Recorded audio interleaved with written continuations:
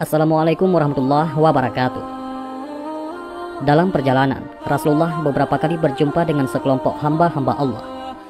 Mereka berkata, "Assalamualaikum wahai Nabi terakhir. Assalamualaikum wahai Nabi, yang setelahnya adalah hari kebangkitan." Maka malaikat Jibril berkata kepada Nabi, "Jawablah salam mereka."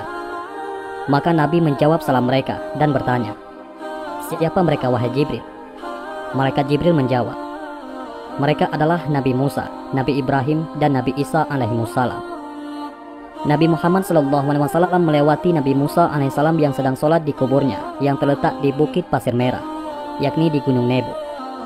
Postur tubuhnya, tinggi badannya, lurus rambutnya, kecoklatan kulitnya, seperti laki-laki dari suku Syanu'ah. Dalam sholatnya, Nabi Musa berkata dengan suara sangat lantang, "Engkau ya Allah memuliakannya, yakni Nabi Muhammad. Dan engkau ya Allah mengutamakannya, yakni Nabi Muhammad." Maka Nabi Muhammad SAW mengucapkan salam, dan Nabi Musa menjawab salamnya dan berkata, "Siapa ini yang bersama engkau wahai Jibril?" Malaikat Jibril menjawab, "Ini Ahmad." Maka Nabi Musa berkata, "Selamat datang Nabi dari bangsa Arab yang memberikan nasihat kepada umatnya." Dan kemudian Nabi Musa mendoakan Nabi Muhammad dengan keberkahan.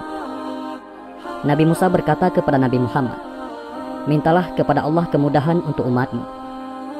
Kemudian Rasulullah meneruskan perjalanan. Di perjalanan, Nabi Muhammad SAW bertanya kepada malaikat Jibril, "Siapa hamba mulia tadi wahai Jibril?" Malaikat Jibril menjawab, "Itu saudaramu, yakni Nabi Musa bin Imran." Nabi bertanya, "Terhadap siapa dia berani mengangkat suaranya dengan lantang dan tegas?" Malaikat Jibril menjawab, "Kepada Tuhannya." Malaikat Jibril berkata lagi, "Sesungguhnya Allah Ta'ala telah memaklumi ketegasannya."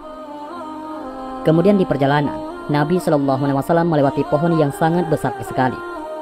Di bawah pohon itu, ada seorang lelaki yang sangat berwibawa bersama anak keluarganya. Nabi melihat lampu dan cahaya-cahaya yang terang. Rasulullah bertanya, "Siapa itu wahai Jibril?" Malaikat Jibril menjawab, "Beliau adalah ayahmu, yakni Nabi Ibrahim alaihissalam." Kemudian keduanya saling bertukar salam. Lalu Nabi Ibrahim bertanya kepada Jibril, "Siapa ini wahai Jibril?" "Ini adalah putramu, Ahmad," jawab malaikat Jibril alaihissalam. Maka Nabi Ibrahim berkata, "Selamat datang wahai Nabi dari bangsa Arab yang tidak bisa membaca dan menulis, yang menyampaikan risalah Tuhannya dan memberi nasihat pada umatnya. Wahai anakku, sesungguhnya engkau akan bertemu dengan Tuhanmu malam ini. Dan sesungguhnya umatmu adalah umat yang terakhir dan paling lemah. Jikalau engkau bisa menjadikan seluruh permohonanmu atau sebagian besar permohonanmu kepada Tuhanmu untuk umatmu, maka lakukanlah."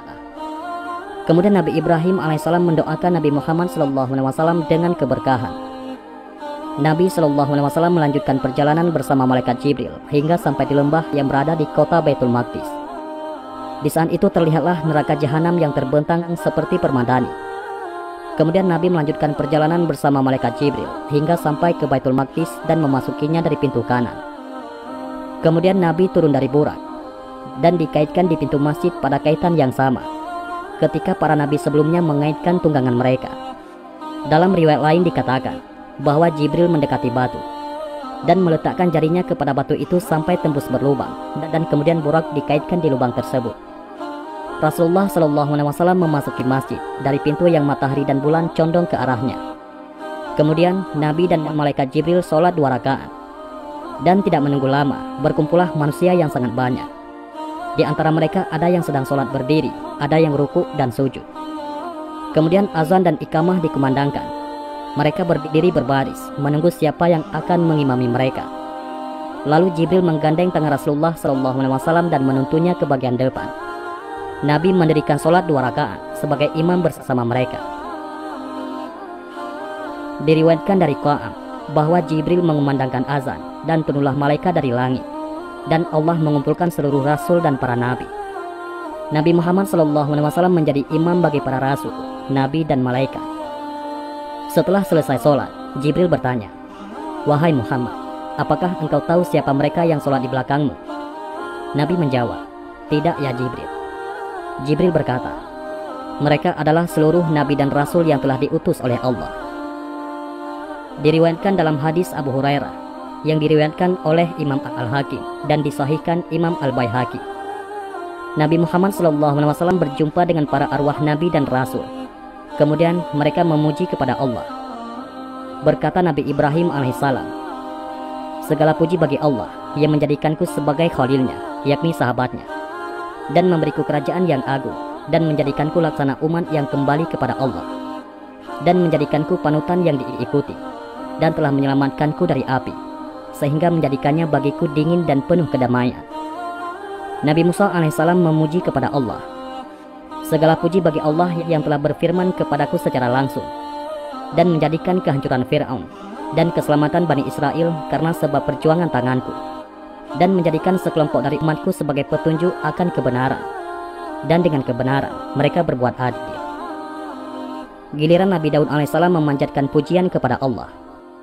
"Segala puji bagi Allah yang menjadikan untukku kerajaan yang agung, dan melunakkan besi, dan menundukkan untukku gunung-gunung yang bertasbih dan juga burung, dan memberikanku hikmah dan fasil Alkitab."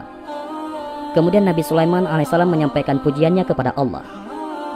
"Segala puji bagi Allah yang menundukkan untukku angin, menundukkan kepadaku setan-setan.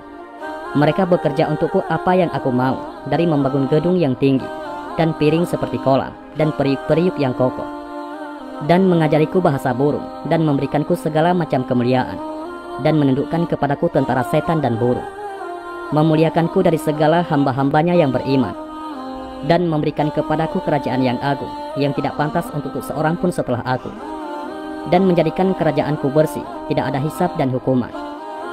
Lalu Nabi Isa bin Maryam alaihissalam pun memuji Allah. "Segala puji bagi Allah yang telah menjadikanku sebagai kalimatnya." Maksud kalimatnya, yaitu Nabi Isa diciptakan Allah dengan kalimat kun fayakun sebagai tanda kebesarannya, dan menjadikan perumpamaanku seperti Nabi Adam. Allah menciptakannya dari tanah, dan Allah katakan, "Jadilah," maka terjadi, kun fayakun.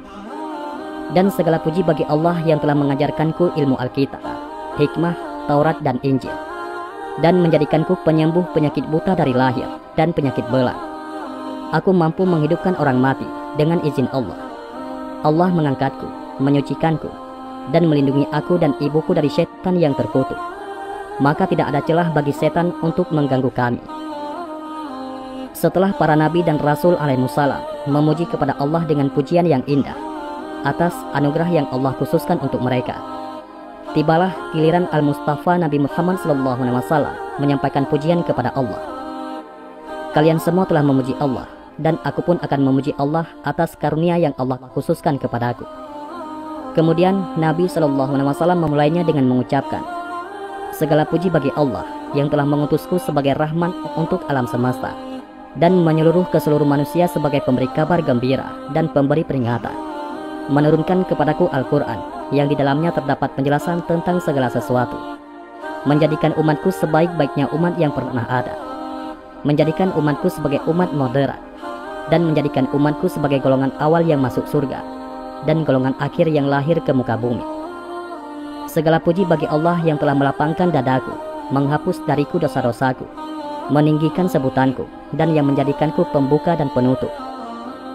Maka berkata Nabi Ibrahim alaihissalam, "Dengan semua ini, Nabi Muhammad SAW mengungguli kalian, wahai para nabi." Para nabi dan rasul saling berbicara dan berdiskusi tentang perkara hari kiamat. Mereka pun bertanya kepada Nabi Ibrahim, dan beliau menjawab, "Saya tidak tahu menahu tentang waktu dan saatnya." Lalu mereka bertanya kepada Nabi Musa, beliau menjawab, "Aku tidak tahu menahu tentang waktu dan saatnya." Mereka pun bertanya kepada Nabi Isa, dan beliau menjawab, "Adapun waktu terjadinya, sungguh tidak ada yang mengetahuinya kecuali Allah. Dan dari apa yang telah sampai kepadaku, bahwasanya ketika Dajjal keluar, dan aku membawa 2 bilah pedang. Ketika Dajjal melihatku, dia meleleh seperti melelehnya timah, dan Allah akan membinasakannya ketika ia melihatku. Hingga pada saat itu, bebatuan pun akan berkata, 'Wahai muslim, di bawahku ada seorang kafir bersembunyi, maka kemarilah dan bunuhlah dia.' Dan Allah akan membinasakan mereka semua. Kemudian kembalilah para manusia ke tempat masing-masing. Dan pada saat itu, keluarlah Ya'juj dan Ma'juj, dan mereka turun berbondong-bondong dari tempat-tempat yang tinggi, memasuki kota-kota. Tidaklah mereka datang ke suatu tempat kecuali mereka hancurkan dan bumi hanguskan. Dan mereka tidak melewati air kecuali mereka meminumnya hingga habis. Sehingga seluruh manusia mengadu kepadaku, lalu aku pun berdoa kepada Allah. Dan Allah kemudian hancurkan mereka dan binasakan mereka semua, sampai bumi menjadi busuk karena bau bangkai busuk mereka. Kemudian Allah pun turunkan hujan lebat yang membawa bangkai mereka sampai ke laut. Dan dari apa yang sampai kepada aku, bahwa jika hal itu semua sudah terjadi, maka waktu datang hari kiamat hanya tinggal seperti keluarga yang menunggu perempuan hamil tua, tidak tahu kapan, sehingga mengagetkan mereka dengan kelahirannya di malam atau di siang hari. Peristiwa agung berikutnya, Nabi Muhammad SAW merasakan dahaga yang amat sangat. Maka Jibril pun datang dengan gelas berisi arak dan gelas berisi susu. Maka Nabi Muhammad SAW memilih susu. Jibril berkata kepadanya, "Engkau memilih fitrah, yakni kesucian. Jikalau engkau meminum arak, maka umatmu akan menyimpang dan tidak ada yang mengikutimu melainkan sedikit." Di dalam riwayat lain, gelas tersebut ada 3. Yang ketiga di dalamnya berisi air. Jibril berkata padanya, "Kalau engkau meminumnya, maka umatmu akan tenggelam." Riwayat lain menyebutkan, yang ketiga itu berisi madu, yaitu pengganti dari air. Kemudian Rasulullah SAW melihat di samping kiri Sakrah, yaitu batu yang di atasnya sekarang dibangun kubah As-Sakrah, para bidadari surga. Nabi memberi salam kepada mereka, lalu para bidadari surga menjawab salamnya. Beliau menyapa mereka, dan mereka menyambut sapaan Rasulullah SAW. Wallahu a'lam bishawab.